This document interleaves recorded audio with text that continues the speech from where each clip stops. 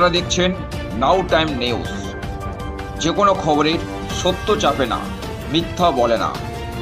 আজ আপনার এলাকার খবর দেখতে থাকুন নাও টাইমস নিউজ চ্যানেলে।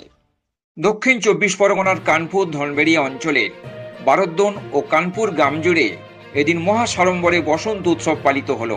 উল্লেখ করা যেতেই পারে, দোলযাত্রা বা হোলি হলো জনপ্রিয় ও তাৎপর্যপূর্ণ হিন্দু উৎসব, যা বসন্ত, প্রেম এবং রঙের উৎসব নামেও পরিচিত। শীতের রুক্ষতা রিক্ততার পর বসন্তে প্রকৃতি সুসজ্জিত হয় নবপল্লবী আর বিচিত্র বর্ণের পুষ্পরাজিতে। সেই বর্ণময় প্রাকৃতিক পরিবেশেই আয়োজিত রঙিন উৎসব বসন্ত উৎসব। তো গ্রাম জুড়ে বিভিন্ন এলাকা থেকে প্রায় 300 জন মহিলা এই বসন্ত উৎসবে যোগ দিতে দেখা যায় এদের।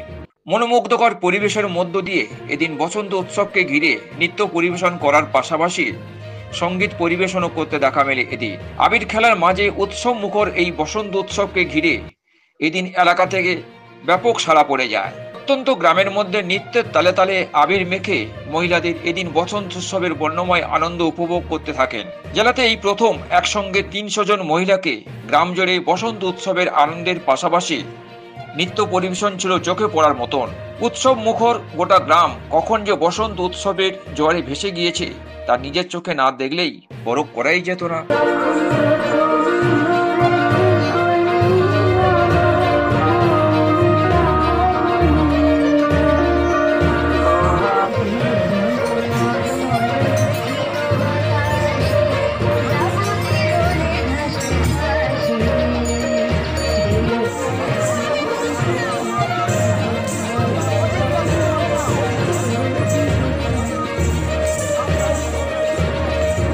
কেন এই বসন্ত উৎসব? এই বসন্ত উৎসব আমাদের 3 বছর আগে বারদোল থেকে সূচনা হয়েছিল। কানপুর গ্রামে প্রথম। কানপুরের মানুষরা সজাগ, সাংস্কৃতিক সজাগ।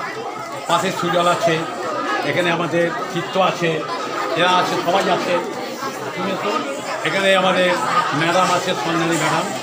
সকলের সহযোগিতায় বারদোল গ্রাম আজকে এই বসন্ত উৎসব উদযাপন করেছে। এটা একটা সম্প্রীতির উৎসব, এটা একটা মিলনের উৎসব। এতগুলো মেয়ে বিভিন্ন গ্রাম থেকে এসেছে হলুদ রঙের শাড়ি পরে বসন্তের আগমনে।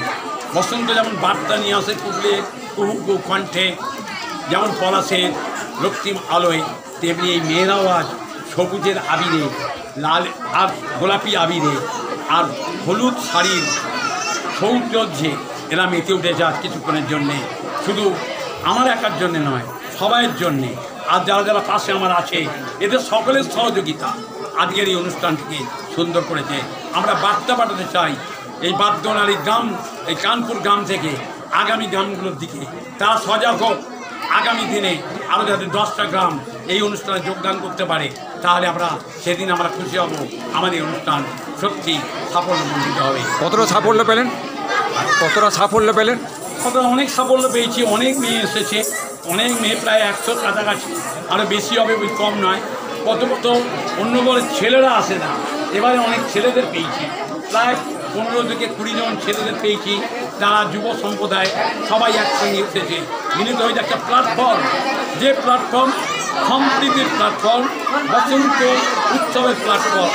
সেই বসন্ত উৎসবে সবাইয়ের উপস্থিতি এই গ্রামকে যেমন একটা গৌরবান্বিত করলো, আশপাশের গ্রামকেও করবে। বারদোল গ্রাম থেকে আগেই করেছে। আজকের কানপুরে যে দৃষ্টান্ত রাখলো এই যাদের উদ্দীপনায়, ম্যাডাম, আমাদের সন্ন্যালী ম্যাডাম, চিত্ত, আমাদের সুজল, সুদাম, গণেশ এবং জয়ন্ত, এরা আছে। এখানে আমার বোন আছে, আমার বৌমা আছে তনয়া, আর হরিগঞ্জ থেকে এসছেন আরেকজন, উনি আমাদের সমস্ত প্রোগ্রামে থাকেন। এই দুজন অনন্দিতা মণ্ডল, ওনার মেয়ে প্রতি বছর আছে, উনি আসেন।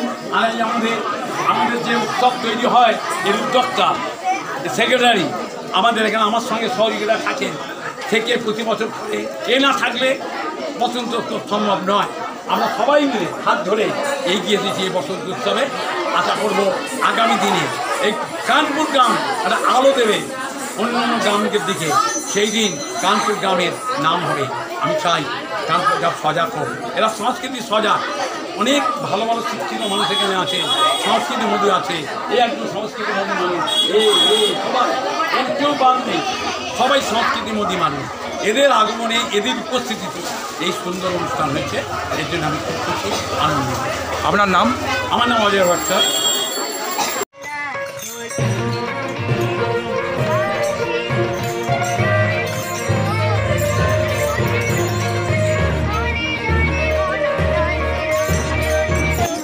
প্রত্যন্ত গ্রামের মধ্যে এই যে বসন্ত উৎসব করলেন, কি বার্তা দিলেন গ্রামের মানুষদের?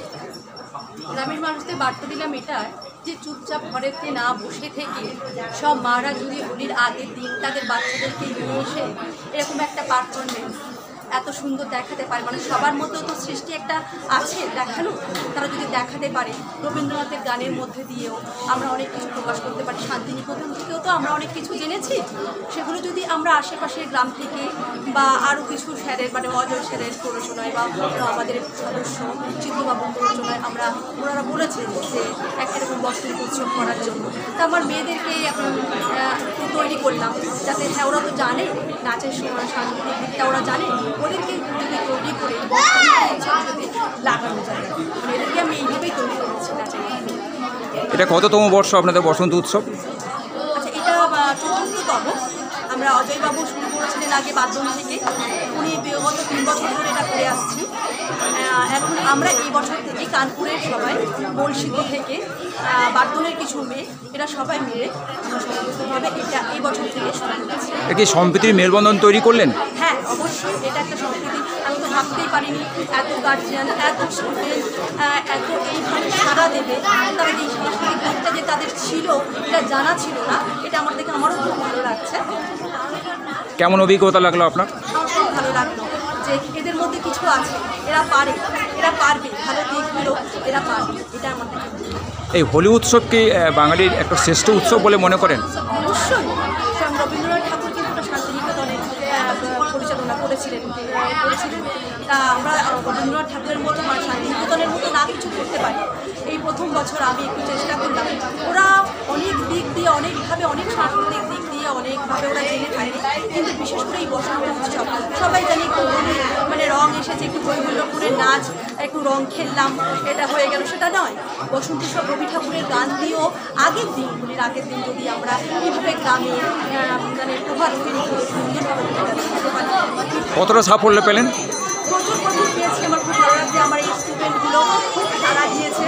হ্যাঁ, আরও আদার্স অনেক স্টুডেন্ট আছে একটু দেখাতে পারে, ওরাও প্রচুর সাড়া দিয়েছে, মানে ভালো লাগছে, আমার খুব ভালো লাগছে। আপনার নাম?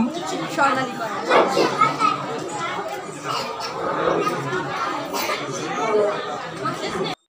ডায়মন্ড হারবারের কানপুর থেকে ক্যামেরায় সুজিত মণ্ডলের সঙ্গে ভোলানাথ হালদারের রিপোর্ট, নাউ টাইমস নিউজ।